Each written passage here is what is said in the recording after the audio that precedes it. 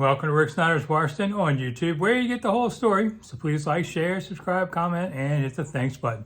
All right, I've been doing my top 10 lists on a bunch of things during the holiday period, and I'm going to do the top 10 writers that I enjoyed reading. I'm not ranking them so much, but 10 guys I really enjoyed. And at the top, Eli Saslow at the Post, who's now gone on to other things. Eli was only a sports writer for a short time at the beginning of his career.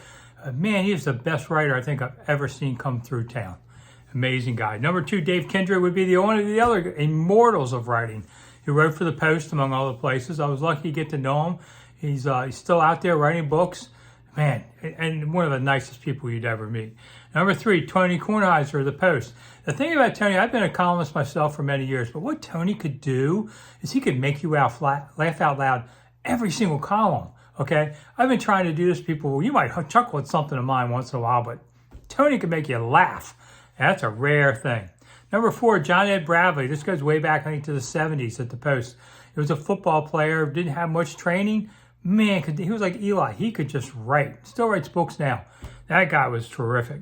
Number 5, old friend of mine, Dan Daly at the Washington Times I work with. Dan knows football history better than anyone in town. Now retired. Number 6, Dan Shaughnessy. I grew up reading him in the Washington Star.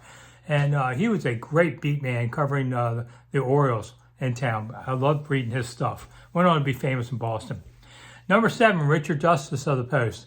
The best reporter I ever went against. I mean, Richard was a nice guy. You liked him. Could flat out write, but man, was he a great beat reporter. Oof. I had hard days working against him. Number 8, Tom Callahan of the Washington Post. Grew up reading him. I didn't quite understand his columns. They were hard to read, big words, but he made me better trying to do it. Number 9, Steve Guback, old friend of mine from the Washington Star, was a beat writer on the Commanders for about 20 years. Was a great reporter. Number 10, friend of mine, John Hawkins from the Washington Times. He could just flat out write. All right, that's it. I'm Rick Snider.